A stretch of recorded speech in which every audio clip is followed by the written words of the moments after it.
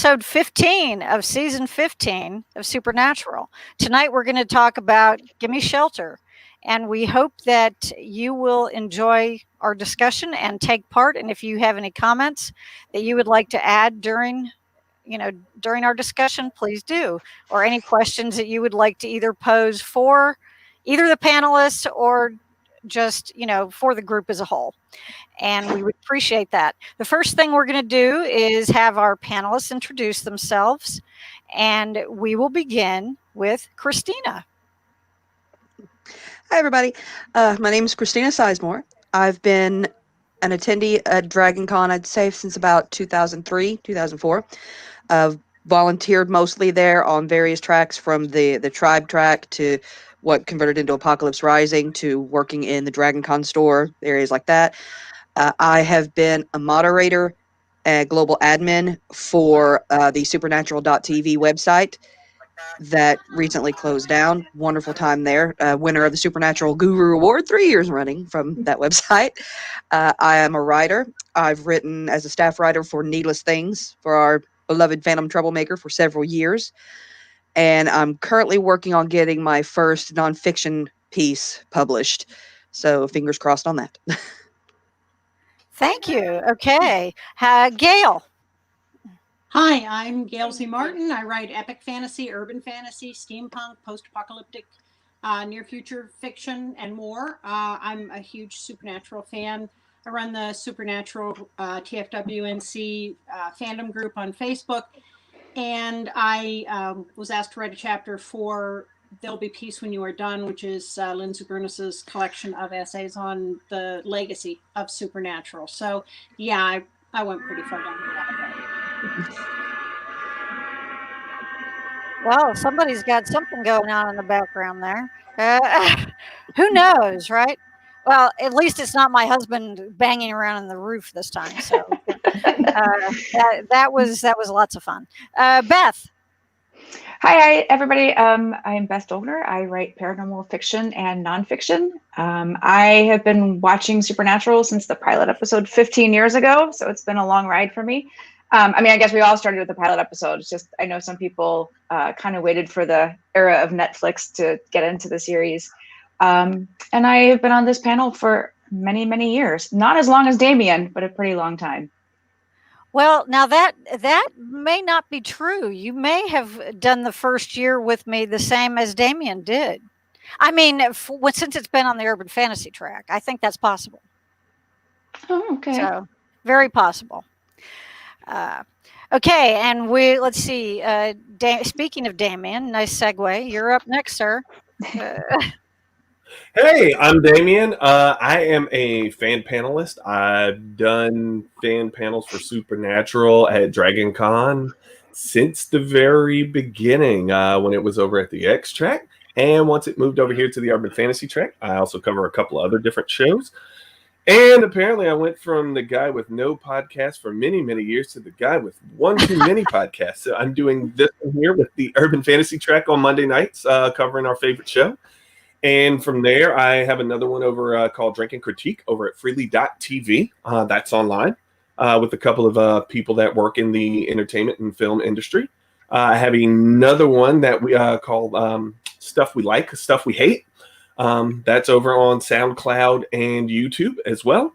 And I have another one over for needcoffee.com. We do several different panels at DragonCon every year. We do giveaways. We do an improv panel as well. And that one is called Weekend Justice. So, yeah, I do a few things, wear a couple of different hats as a panelist over at DragonCon. Yes, you do. Yes, you do. And let's not forget that when the next time we're in person, we may even see some of your baking. Yeah. That's supposed to be the super secret con suite out of the hotel room thing that may be brewing. Okay, well, I guess maybe I should keep my mouth shut. Which now everyone knows about because of this.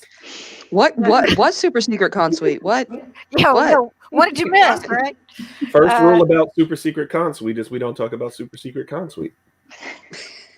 Nothing. You know how it is at DragonCon. Nothing will stay secret for too long. Not for too long. And Kristen. Okay, my name is Kristen Jackson. I'm a graphic designer, and I've been fortunate to be a guest of Dragon Con for the past 5 years or so, I think. You know, including the virtual con this last time. And thank you so much, Carol, for having me be a part of your track for the past few years. I've also been a part of the American sci-fi and fantasy track and X track and the literature track, and I think once for Brit track. But yeah, I've been a fan of Supernatural since the very beginning, and I'm very happy to have a chance to talk about the episodes this final season with the rest of y'all. Well, we're glad you're here, and you also have the added advantage of being acquainted with some of the people that are involved in the production. So, Yeah, or behind the either scenes people. still are or have been over the years. So, Yeah. that's very cool too. So, uh, sometimes, and you might have insights from the other side that we don't always see. And I guess, and I have a few topics that I would like to talk about this evening. And one of the first ones I wanted to address is when Kaz and Jack meet the demon Zach, which I got a kick out of. I was like, that's hilarious. I don't know. It just struck me as funny. The guy's name is Zach. I mean, nothing, just some normal guy. I mean, nothing like, no pretentious name or anything. But he discussed Rowena's philosophy, that her new philosophy in hell, that they're not able to make deals anymore because she feels as though people are going to end up where they should be. And what my question is for all of you is, how do you think that, I mean, try to imagine how this would have affected the show if that had been the philosophy all along.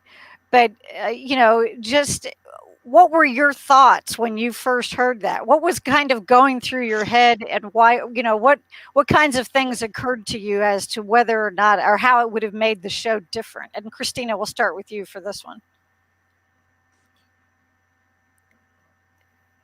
Oh, You can't hear muted. you. Oh, it must have hit. Sorry about that. But Uh, my first thought when that scene hit was going back to an episode where Crowley was sitting in his throne room in the asylum, and his assistant was telling him that somebody was waiting outside, and he's just, "It's hell. That's what you do." And right. I was just, I ran to that because I was thinking about the difference in how they are managing things, and how he was much more of the businessman with the business plan type of strategy, and the just torturing people by making them feel incredibly bored, and versus Rowena, who honestly is an amazing character. I love her to death, and she has very much of that philosophy of, I don't need to worry about you, I need to worry about me, because you're going to get what's coming to you eventually. She's always had that mentality on things like that.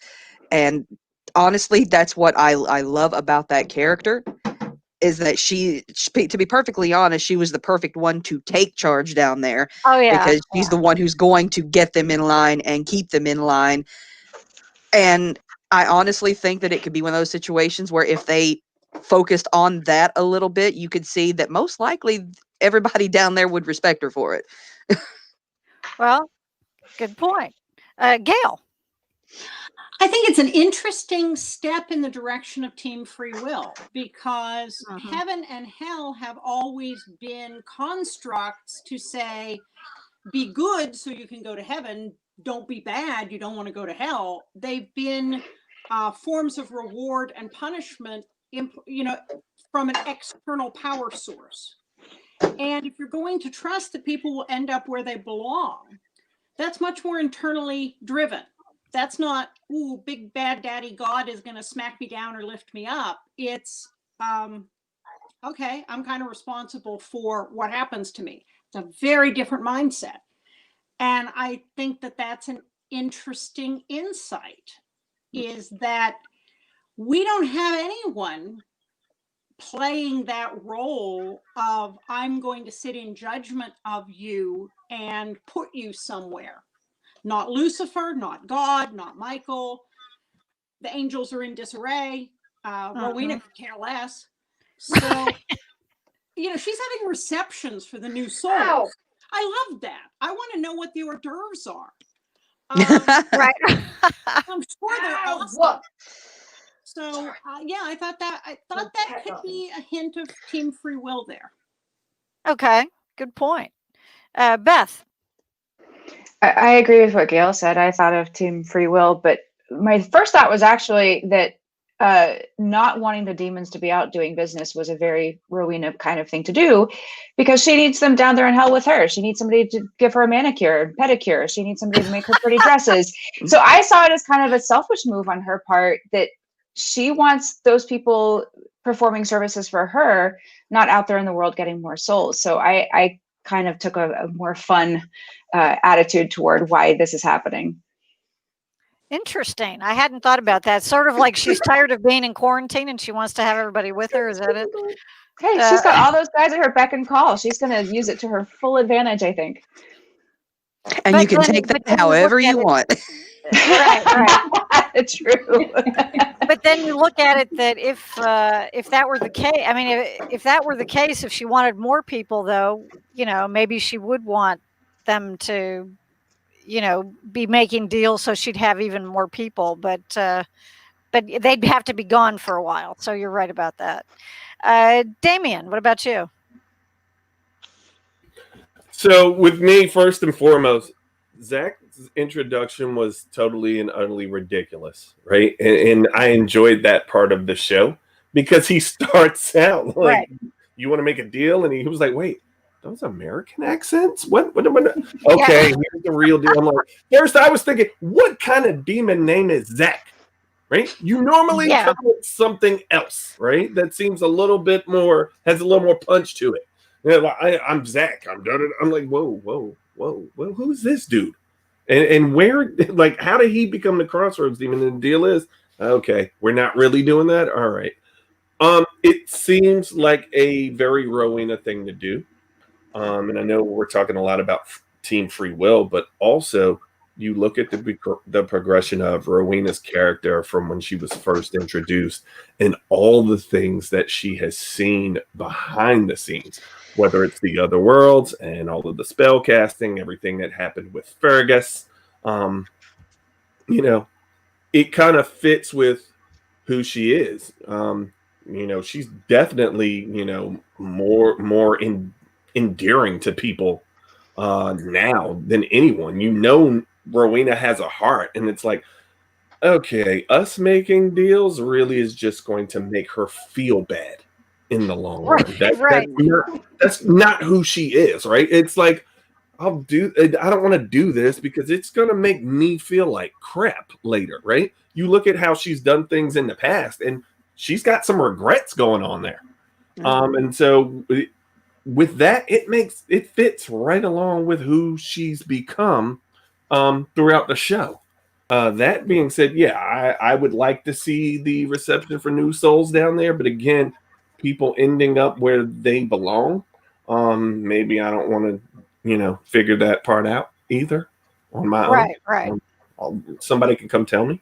That'd be cool. Who wants to be responsible for that? Yeah, I mean that's. Well, I mean, we deal with that in another show. Right, of how hell is handled and things like that. And you see the person in charge go, don't really like it that way. Here's really what we want to do. But yeah, let's try this instead. Yes. Dean put a bumper sticker on Baby, but I still want to see the Winchesters with a bumper sticker that reads, hell doesn't want me and heaven's afraid heaven doesn't want me and hell's afraid I'll take over. That'll never go on that car. That'll go on the freeway. Yeah, well, probably any of us could use one like that, especially as the day for the finale gets closer, right? Kristen, what about you? Well, I was thinking along the same lines as everyone else that for me, Rowena is sort of becoming a part of Team Free Will, that she didn't have the same hell influences of structure. So Lucifer, he had the good versus evil and the punishment and that sort of structure. And then under Crowley, it was seen as a business and transactional, and everything was very corporate run type of relationships and punishments. And then you have Rowena, who is more of the, hey, you're going to get what's coming to you. So you're going to go to heaven or you're going to go to hell. If you go to Right, hell, right. so that seems like a progression of who the leadership is and who their influences were. And Rowena was heavily influenced by Sam and Dean. And so they, kind of showed her that, yeah, you're gonna be getting whatever your punishment is. It's not going to be handed to you because, for no reason at all. So if you're coming here, well, so why make a crossroads deal? You're going to come here anyway if you're that sort of person. Right, right. So, Chances are we're going to see you pretty soon, or at some yeah. point anyway. I guess Mhm. pretty soon from their perspective is a little bit different than ours. Now, going along, since we were talking about Zach, this happened near the end of the episode, but it's something that's related to him. Was you know all along after we find out who has committed, who's actually committing these crimes and everything, this pastor's daughter, whose name I forgot to check and to see what it was. I can't remember. Um, but I'm sure somebody here on this panel remembers. So, but the one who was the culprit, who was the actual murderer, they it seemed as though, okay, we're so sure that this was an actual human, not a non-supernatural crime, because Zach even asked that. Well, are you guys, are angels solving human murders now, or something to that effect? But what we're thinking this when we find out what exactly is going on, but then we see her driving away in the police car, and who's the cop? Mm-hmm. But Zach. So it led me to wonder, are we supposed to think one of two things?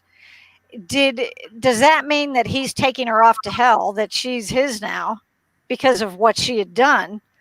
Or was he there somehow influencing her the whole time?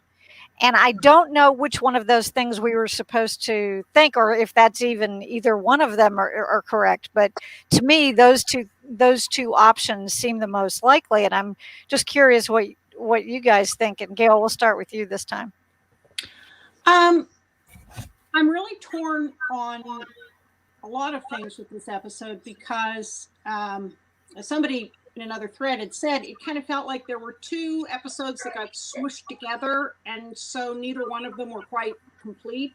You had the Cass and Jack go after the murderous person at the church, and then you had the Dean and Sam go after Amara, and it kind of felt like we were missing part of both of them. I don't know what the Zach piece means. I saw the red eyes at the end, but I'm completely, part of that feeling of incompleteness was I never really understood why the pastor's daughter was killing people in the first place. Mm-hmm. I never felt we got enough in her head or understanding. I understood Lizzie Borden better than this. And her choice sometimes in how she killed and who she killed Connor because the guy might not have realized he was gay yet, or maybe he was bi or pan, and so he went out with her and she fell for him, and then he decided he wasn't into her. There's no reason whatsoever for her to have thought he was lying. Right. None of these things made any sense to me. So having Zach show up was one more thing in the episode that didn't make sense. And if it hadn't been a Davy Perez episode, I would have just said, oh, well, it's the writer. I felt a little better after I read Night Sky's Threads article on Winchester Family Business and Lindsay Burness's recap on Fangasm. But I still felt like there were too many loose ends and not enough ballast in the middle to hold it together. Okay. Well, and to go back to your point about Connor and being called a liar, um, I wonder if that had anything to do with, the fact that he did, he wanted to get the woman, the one woman out. Uh, that he wasn't going to say anything, but he didn't want to serve this woman who was apparently one of the great unwashed, that couldn't. I mean, she's a homeless woman; she can't help it. So um, then, then the pastor says to him, he's the one who tells him you have to go and be nice. So I wonder if it had something to do with that too, or if it was a combination of both of those things. Why she considered him a liar? But you're right; it wasn't very clear. Well, at and, all. and the guy that the computer guy that was missing from the beginning that they found who'd been dead for a long time, we didn't get any idea. Did he proposition somebody? Did he abuse somebody? Did he try to molest somebody? We don't know. It was almost like pieces were cut out to make it all fit. Like a loose, incomplete model of the movie Seven. Yeah. You know. Okay, he obviously did something bad to somebody, but we didn't talk about it. So there was a whole lot I didn't get. And the girl had mad engineering skills too to set up the Oh, yeah, timing yeah. with the finger slicing and Oh yeah. she's pretty talented there. So And your description of mad skills could be definitely taken more than one way in that case. Beth, what about you? I didn't get the feeling that the demon had anything to do with her actions, and Okay. for me, it was one of those cases where sometimes the worst monsters are the humans themselves.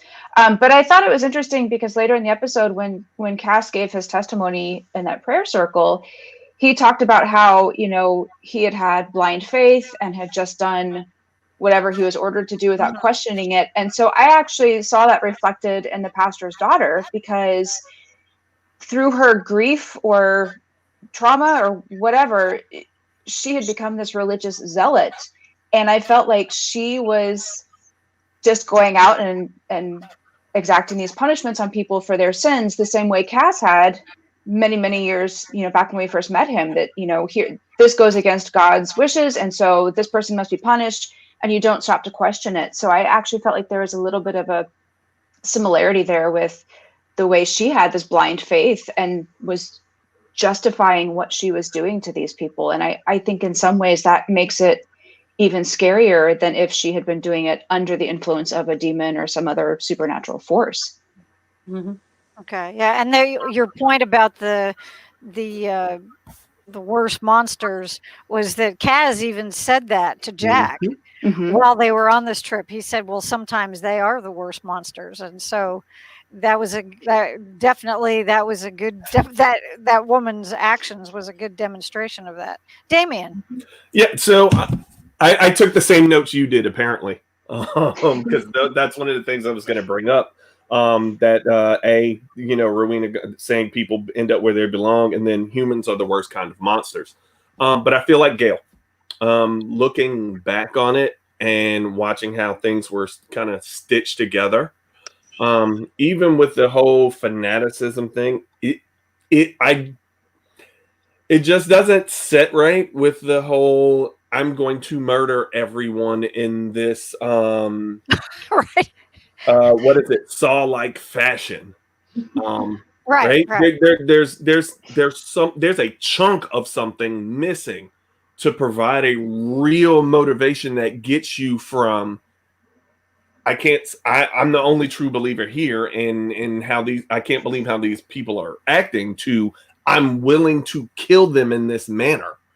And it doesn't, even the whole daddy situation with her parents and her mom dying doesn't stitch together very well at all. I feel like that part of the story was very, very rushed. What I do agree with though is how they did handle we're going to get part of the Jack and Cass adventure, and we're going to get part of the Sam and Dean adventure over here. That part worked for me very, very well. But the stuff in between, I'm just not sold on. And even in the end, I'm not sure it's necessarily that Zach influenced her, right? I think it's Zach is dissatisfied with how things are being run, and maybe this is something else that's going to kind of pop up at the end that Okay. shouldn't get added into the story at this point, like we talk about. It's like, we don't need to add in X, Y, and Z right now when we're at the end game. But you noticed his introduction was, I don't know what to do anymore, right? We're no longer making deals. We're no longer doing this. I don't know what to do. And you see that smirk on his face, in the eyes at the end. And it's like, maybe there's something else afoot that we're just not aware of. And unfortunately, I think that's poor timing with where we are in the series. True. Yeah, that's true. It's like we want more answers rather than more questions. Right. Right. So yes, Kristen. Yeah, well, I sort of took a similar approach to Damien, where for me, I kind of thought that Zach was, he was surprised that the angels are out there. They're solving murder cases and they're doing their own thing now. They're not following heaven. They're kind of on their own, making their own lives. And so I saw it as he was sort of inspired to go become some sort of, detective crime solver too, and like join the police force. So I kind of took a more, at least a more positive approach to, no underlying nefarious plots. He was just so stoked that these guys were out here doing their own thing and having fun, and they were solving crimes. And he was like, I'm going to get out there and I'm going to join the police force and solve crimes too. He Get in watched on that Highway to action. Heaven. The Highway to Heaven joke keeps coming back in. He Yeah. was like, wait, you know what? I could do that. Yeah, so that's kind of where I was coming from. He was just a fanboy, and he decided, well, hey, these guys can do it, so why not? I'm gonna do it too. Well, I guess maybe we'll just wait and see, right? Christina, what about you? Well, honestly, with me, I took it as it's kind of a somewhere in between of where most people here on the panel are going with. I saw it, and I honestly just thought it was a man who, pardon me, was pretty much bored and frustrated. Just that mentality of, if I can't do what I've always done and make deals, then anytime I catch somebody that is obviously a douchebag, I'm just going to go ahead and take care of delivering them myself, so I can at least feel like I am doing my job in some shape, form, or fashion. So that part didn't feel as incomplete to me. But with what everybody was saying in regard to the murders, yeah, that whenever she was with her father and talking about the fact of her mom dying and her father laughing at her, my first thought was, well, that came out of left field, because it didn't seem like there was any lead up to that. Now, I get where, if it's on the basis of her mother, that the grief can drive her crazy. Trust me, I can get that. I lost my husband last year, and my kids are still bouncing back from the aftermath of that, and I've seen the changes in them. I've not seen the changes in them to the degree that they want to go all seven and start locking people up and cutting off fingers. But my point is that I can see where grief would twist a person. Right. But she had to have some kind of underlying mental instability before that to have gotten to the point that she would be that enraged to go somewhere. But the problem is that we can only speculate if that's the case, because it just seems like between the point where she stabs the girl on the front steps to the point where she's going after her dad, there's just something there that didn't really click the pieces together as cohesively as they should have been. Yeah, I think that story would have been good as a full episode where we could have gotten some more background and detail. Absolutely. Right. Like last season. There should have been some significance in the whole cutting off the fingers thing. It's a very specific way to kill somebody. It ought to mean something. Is it the fickle finger of fate? Is it pointing the finger at someone? Is it I can understand cutting off the fingers on the thief, okay? People who cut off hands. That kind of makes sense, but why everybody else? I just felt like we missed chunk of the episode. Well, it is true that that was never really explained because she did do that to more than one person. Mm-hmm. The pastor did have a line though about something about like, oh yeah, being the everybody fingers, they are right. the fingers of God, and that together they can do His work. So there was something That's like right. that in there. Yeah. Yeah, you're correct. He did indeed say that. So I am his middle finger. Yeah. So that, and it was sufficiently gruesome. And just as an aside, when they found the girl and Kaz was healing her, and it was a little bit after that, the pastor says to Kaz, so you're an angel? And he says, yeah, I'm just not a very good one. I thought that was pretty funny because I thought, well, most of us would disagree, but I mean, we can love our cast, but we do have to admit that his run on the show has proved that the old phrase "the road to hell is paved in good intentions" is very much alive and well and true. He's no Michael Landon. You what? Oh. He's no Michael Landon. Oh yeah, there you go. I love this panel. We're getting Laugh-In references and Michael Landon references. This is perfect. This is perfect. I love that they brought Dr. Sexy back to be the pastor. Yes. No. Oh, there you go. They're trying to get in some things before the end, obviously, and that's actually a good segue into my next question. Is it one of the things that so we'll switch over now to the meeting between Sam and Dean and Amara, and one of the things that when they leave and then Dean goes back in to confront Amara about why she had brought Mary back in the first place, and they're having that discussion. She says that one of the things that she wanted him to understand is that now is always better than then. And that you should be satisfied with what you have. Well, I thought, okay, is this supposed to be a little playback to, the opening? To when we always get the, then and now? And that, or, if part of the show has always been to keeping them going somehow, they have to keep doing what they're doing. They have to keep moving ahead. They have to keep forging on their path. They're always looking ahead in that way. And did you feel as though that when she said that was what she meant?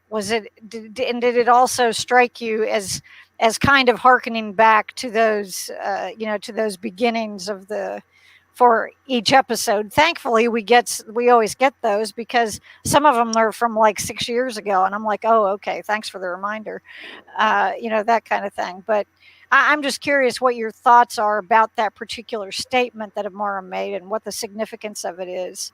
And Beth, we'll start with you this time. I did not think of the opening sequence. That's actually a really cool correlation to make, Carol. But I think for me, I just thought of, and this kind of goes in with what Amara said as her other point, that, Dean needed to realize that his mother was flawed. I think a lot of times when he looks back, he sees his mother as like this perfect, wonderful woman, and has this idea that when he was a child, it was the perfect family and the perfect home life. And even when he was hunting with his dad, I think he tends to gloss over the bad parts of that and see that as we were bonding and we were a team and it was great and wonderful. And he needs to realize that he's looking back at it and making it so much better than it was, and that the things he has now, especially in his relationship with Sam, is far better than what he ever had with his parents. And I think it's important for him to not just recognize that, but to truly appreciate how special his relationship with Sam is and how special everything he has right now is. So I think, but then I also feel like maybe Amara was speaking a little bit of her own experience when she was saying that obviously her past with Chuck is not so great, and they get along a lot better now than they did. But, so maybe she was thinking of herself as well. Okay. Damien. No, I'm. That's exactly where I was with it. Along the lines that Beth just said, it was a reflective. Hey, I've had some time away from this, right? I've had some time with Chuck. I've had some time away from Chuck, right? And now things, I'm looking where we are right now. And for her, it's like, now is definitely better than then. I'm pretty sure we've all had small periods in our life where it's like, okay, I don't want to ever go through that again, even though, or it can't possibly get any worse than this. And I mean, let's face it, it's supernatural universe. It's always getting Always. you Or there's always think, the but at the chance same anyway. time, it's like, okay, right now, okay, things are looking pretty dire. But if you look back to a couple of weeks ago when all the zombies were coming at them at the beginning of the season where we started out, still a little bit better at the moment. Than being pulled down into the pit right there. Right, Yeah. it's situational, right? It's being present in the moment and taking it in for what it is and dealing with whatever it is in that moment versus, man, I wish I could go back because I can tell you, I don't like. There are parts I'm like, nah, I don't want to go back 15 years ago, or like, ooh, if I could do it, nope. It would change too many things, and I try not to gloss over any of the bad parts. And it's like, no, there's some things, yeah, certain things were better at that point. And then I look at now and it's like, okay, there are some things that suck right now. Still not willing to go back and trade that for, what I thought was Right. cool back then. Mm-hmm. Gotcha. Kristen. I didn't really feel a lot of weight to that statement from Amara. I didn't feel that level of profound, trying to tie different threads together. Although that really is a cool sort of a way to think about it. The comparison to now and then relating to the show's opening credits and stuff. I thought it was, if anything, more of she knows that Dean just drags guilt around with him. He carries it forever. He never lets anything down. And here she was just trying to show him that, hey, some of the stuff that you've got in your past, it's it's not as big or as critical or as important or as idealized or as terrible as you keep carrying it around with you. So, maybe her idea of giving his mom back was to say, okay, so now she's here. She's a normal person, and you can just let some of that go. And of course, being Dean, he's never going to let it go. She doesn't apparently know him that well. Right. It's like, But why yeah, bother? why bother with that? No, I didn't really see a lot of significance into that particular line, but you can find some ways that could tie to the emotional development or not development of the characters over the years. Okay. Christina. Uh, well, please forgive me for bringing a personal note into it with this again, but the second that she uttered that line, I actually started thinking about my husband because the nonfiction project that I'm working on is it's kind of a two-part book. The first half of it is basically just our relationship, our journey from how we met to how he passed, and the second part is a grief journal that I've been keeping since it happened. And when she said that in that episode, I literally just instantaneously thought back to some of the things I'd wrote for that. Like in my grief journal, I have an entire section where I just wrote all of the little silly ticks and things that he had over the years. Like he would always eat too big of a chunk out of an apple and it drove me crazy. Or how he wouldn't say I love you, he would coo it with this whole love you, just like that, just tiny Right. little things like that so I could have them as memories. But I also have a chapter in there that's actually dedicated to our last fight that we had and how we managed to make up and we're just holding each other and crying. And I just said, yeah, I didn't want it to happen, but quite frankly, it was one of the most precious moments of my life because I was able to get through that with him. And I wrote all of that because I wanted my kids to be able to hold on to all of that so that they could be able to move forward with their lives and go, basically go on with him, but not stay stuck in those moments when he actually died. And I wanted them to be able to see those chapters, like with the fight, and see daddy and mommy had their issues. They weren't the fairy tale thing that I always see. He was messy, he was complicated, he was a wonderful geek, but he was also annoying. I want them to be able to grow up and have that complete picture of their dad. The good, the bad, the ugly, the beautiful. And when she said that, I instantly flashed to all of that, because staying in the past is definitely not a healthy thing. Remembering the past and smiling about it as you go on forward with your future, that's the more healthy outlook. And it just, that was one of those moments that just kind of stuck me as something that I was like, you know what, I think I'm going to write a little bit more about this. And just started grabbing a Right, pen and right. paper and started going to town. Well, it's and that's when you know that something else has been special in your life, when you're watching an episode of a TV show that can have that kind of an impact. That certainly says a lot, for the show, and what it means to you as as a viewer and someone who appreciates it as well. Yeah, the finale is going to be hard on me for exactly that reason, because my husband introduced me to the show.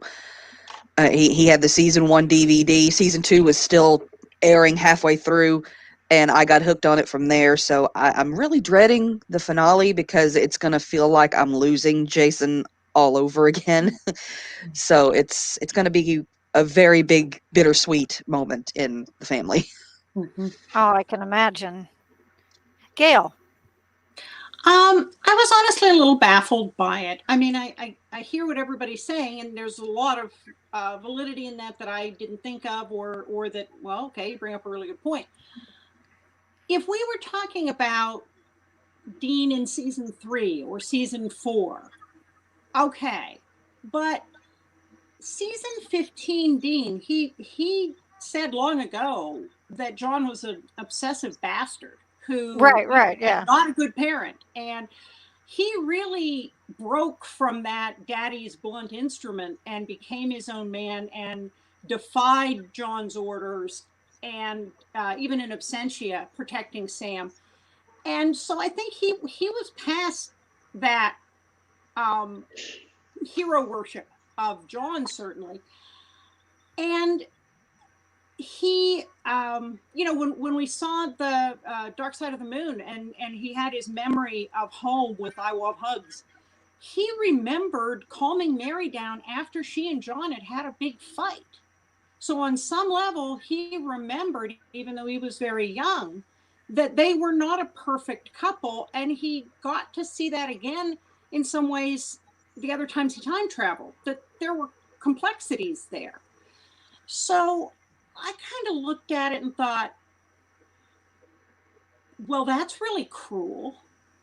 What was the upside of this? You've got a guy who's, almost, 41. You rip that out from under him is like only happy memory, only to really come to grief again. How is that helpful? I took it as something rather cruel on her Yeah. part. Whether she intended it that way or not, the kind of person who says this is going to hurt me more than it does you, and that's never true. That's never true. No.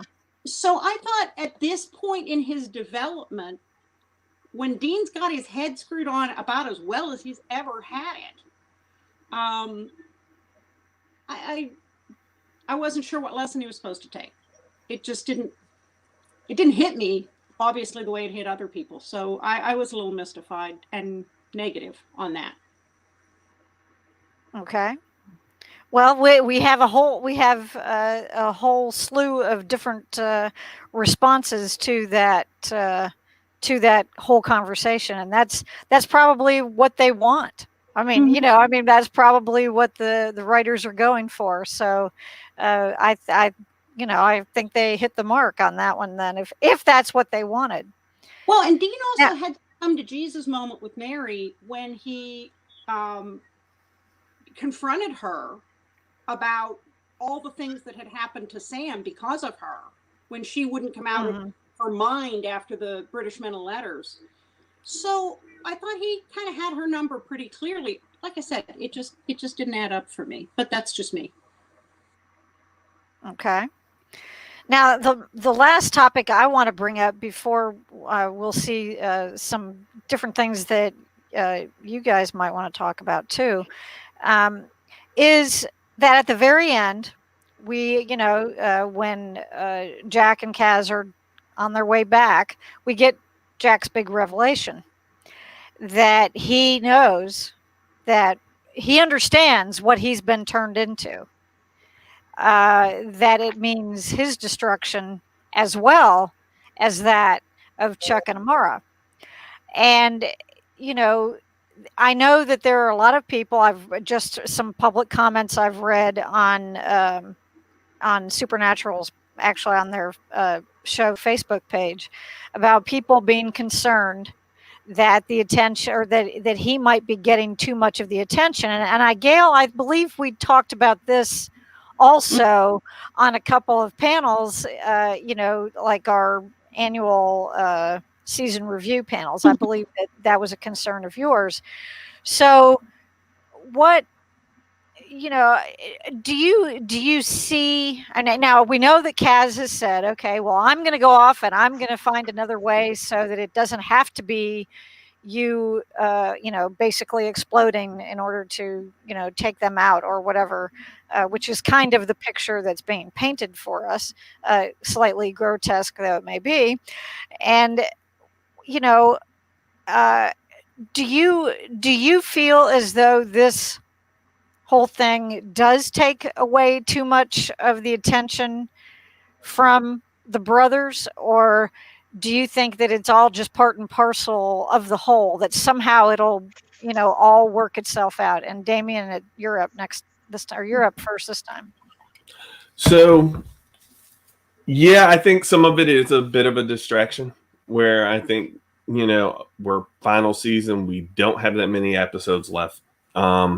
I would really, really like to see it focused on the boys squarely. But I also understand that, we spent a considerable amount of time and years invested in these characters. And they're integral to the story in different ways.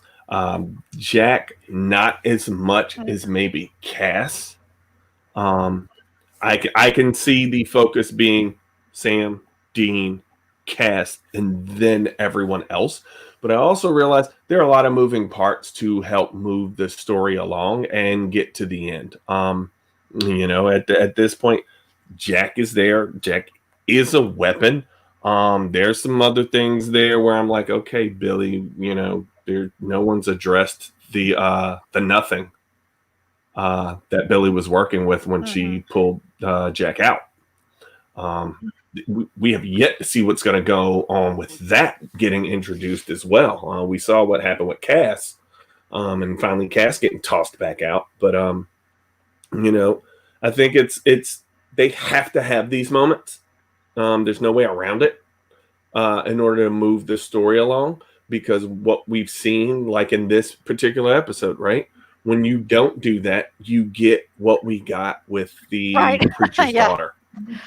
You get plot threads that don't really line up very well, and aren't sewn together very well. It makes for a very doesn't make for a very good quilt at all, right? And again, this is it, right? There is no going over here. We're not going to see you over here. The show is going 5 to be done. episodes, yeah. Right? Right. There's not that many left. So they have to do this. They have to kind of move this along and wrap these things up as best they can.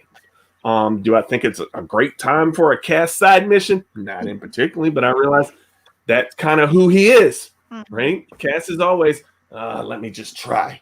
And I'm like, okay, all right. We'll see what happens. Let's not have another Leviathan moment, but Well, and when you think about it, they actually had a bit more success than Sam and Dean did, to be honest. I mean, on their, I mean, when it comes down to it, Kristen. I like the fact that they sort of had that parallel of the emotional car talk with Cass and Oh Jack. yeah, yeah. They had a long time run coming for that. Um, I don't mind Jack being a critical part because he is going to be a critical part. He's going to be the tool or the weapon or whatever the force that wraps things up. Because as much as Sam and Dean, you know, as characters, they're still human. So there has to be some way to fight at that level of God Namara. So they need some weapon or talisman, and in this case, it's a person. So Jack getting attention in the final episodes doesn't bother me at all. And one thing I just thought of is that we're all assuming from you know from everything that's been said so far is that killing God. But Amara said something very interesting to Dean and Sam is when she said that they were twins and they were originally together and then pulled apart. So what if it's the reverse is how they go out? Is that they're fusion rather than fission? Good point. Yeah, I was one. That was something that I did find very intriguing too. That she says that when we were split apart, the world was created, and so it does leave some more. Again, we get a few more questions than we do answers, I think. Christina. Honestly, with me, the thing that stuck out was Cass's reaction as Jack was Oh talking to him yeah, about all yeah. that, because you legitimately see the tears of a father brimming, and regardless of what anyone might feel about Jack having too much focus in certain areas like that, I absolutely adore the fact that as far as Cass and Dean and Sam are concerned, that is their son. They have made no bones about that from the very beginning. I still remember the very first time back when Lily was helping them to save Jack and having an issue with it, and Sam just got angry at her and just shouted, "He is our kid." I was just, oh dear Lord, and that just punched me in the gut. I liked seeing the fact that it wasn't so much a person that they felt a responsibility to, that Cass was just, I need to try and see if there's a backup plan involved in this. It was just, no, that's my kid. I can't let this happen to my kid. And I really appreciated that aspect of it, because it does still tie into the fact of what Kripke has said from the beginning of the show, that this is not about monsters or angels or demons or whatever. This show is about family.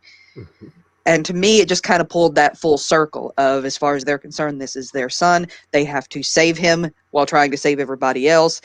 It just went back into that standard "this is family" dynamic that the show was pretty much had its foundation built upon. Okay.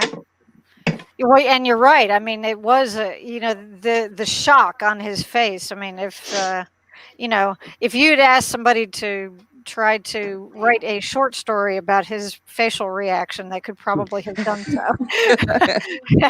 Anyway, well, that's a nice segue to going to Gail. Two things really struck me about it. One is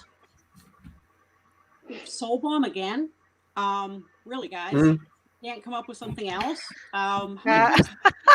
True. Again, so it didn't feel very fresh to me. It's sort of like hot potato, where Sam's Dean's been a bomb, Sam's been a bomb, Jack's been a bomb, Cass ate all the Leviathans and became a bomb. Whose turn is it next? It just didn't feel very fresh to me. The other thing I remember, and this really weighs on me, is Old Death back in that Chicago pizzeria told Dean that someday he would reap God. He was older than God, he was more powerful than God, and someday he would reap God. So why does Billy need anybody's help? If Billy is really death and death will reap God, then why would death let anybody take his or her proper place, which death is pretty touchy about, to Right, do right. Yeah. what belongs to him? Because reaping God is kind of a big thing. So why does Billy need their help anyhow? I feel like maybe this is a setup of some kind. Yeah, good point. Unless they're just going to throw Cannon out, which is not the first time that has happened. But if they're not, then we've got some sort of big end game betrayal coming up here, or people aren't who they seem to be. So that those two things kind of stick with me. I like Jack. He's sweet. I don't doubt that they threw him in for the youth vote on CW because that's who the demographic is. My God, we can't have people in their 30s. 30s is just so old. 40's the new 30. Yeah, really. But you know, I do kind of think that's why he's there. But I don't want to see him end up being the hero after it's been Sam and Dean's show and story for 15 years. They need to have the agency to bring it to a close and not be the bystanders while the new guy fixes it. And it may be that Jack's going to try this stuff and fail, and Sam and Dean have to come up with a Hail Mary pass in the last, seconds of the fourth quarter. That would be very in keeping with things. But yeah, there are just a couple things there that either they're throwing out Cannon or there's something coming that isn't obvious. Some kind of surprise will get thrown. Yeah. It's nothing. I'm calling it. That is a good point though about why would Billy need their help unless it's a way to kind of get rid of Jack at the same time. That's a possibility, I suppose, after everything she's having him go through. And Beth, what about you? I wasn't surprised by what Jack said, because obviously, like Gail said, it can't be that simple that Jack just walks in after all this time, snaps his fingers, and is the hero who made everything right. I mean, there has to be some kind of conflict and tension there. So I think, this just adds another element that Sam and Dean and Cass have to deal with, and that is, their simple solution is not so simple and risks sacrificing somebody who they see as family. And that is one of the things that I liked about this episode, is that we just see that continued bonding between Jack and Cass. And I liked how Jack said that about, I have a lot of dads, and was clearly so proud of that. And just, you could tell that he loves that so much. So obviously that just, like I said, makes the emotional stakes going into this that much higher, because there is this bond that they have with him, and they have to recognize that, that, yeah, he's a weapon, but he's also vulnerable, and they're going to have to make a choice or find an alternative solution. I was actually really kind of not surprised, but a little upset that at the end of the episode, Cass went to Dean and was like, I have to tell you something. And right. While we don't know what he said, it was implying, of course, that he was going to say, hey, this is what Jack told me. He's going to die when he does this. And I understand, of course, Cass wants to find an alternative solution so that Jack doesn't have to die. And he's going to want Sam and Dean to help him find that solution. But at the same time, Jack was trusting him with this enormous secret. And, dad number one is like, I'm going to go tell the other dads right now. So I felt like that was a little bit like, okay, well, maybe you could have kept that to yourself, at least for a night, before you had to go blabbing it to Dean. So yeah, I just think that I don't think there's necessarily going to be too much Jack, but I actually like that additional kind of family dynamic that it adds to the storyline. Okay. Now we have a comment here that is actually some very good food for thought. So thank you. I think that death is just the ultimate reaper. And from what I have seen, they don't actually kill people or things. They take the soul, they take the soul once the person's dead. So that's a very good point, because when we're discussing what would Billy's, why would she need somebody else to do it for her, then that might be part of it. And Well, when you think, Death's weapon, I'm not sure how to pronounce it, scythe, but that splits things apart. And that's what happened to God and Amara, is they split apart. And Jack is, as a Nephilim, is the fusion between a human and an archangel. So maybe you need a fusion to bring things back together. And maybe canon shifted when Old Death was killed, because we don't know how old Death was. We didn't get the idea from the Julian Riching death that he'd been a promoted Reaper. So maybe Billy isn't as powerful, but it is a shift from what was said by Old Death. And like I said, not the first time they've changed canon in the show. Yeah. I think that when Dean killed Death and that set Amara off into the world, I honestly think that was a moment that did, in fact, change the rules. And it's one of those things of where you can't really say yes to anything, or hello dear, thank you. My daughter brought me my glasses. Well, my sunglasses. But you can't really say yes, this will be the case, or no, this won't be the case, because with him gone and with Billy now stepping up and with Amara out there living her life, it honestly feels like all the rules that they've always went by or always had to go by pretty much just got, please forgive the pun here, chucked. And now they got to figure out how things are going to go about now. So in that regard, it does make sense to me. But yeah, I am wondering exactly how they're going to pull that off. And I honestly like Kristen's idea of the fusion versus fission. I actually think that would make an incredible amount of sense and might be something that they can use to kind of get Jack off the hook. And I wanted to mention, in regard to what Beth said, when Cassidy had to tell them something and he might not come back, I didn't go to him ratting out Jack. I thought he was finally going to tell them about the deal he made with the Empty. Yes. Oh, I didn't even Same. think of that. Yeah. That's a good point, Gail. I might not come back. Well, if he's just going to go research on Jack, that wouldn't be uppermost in his mind.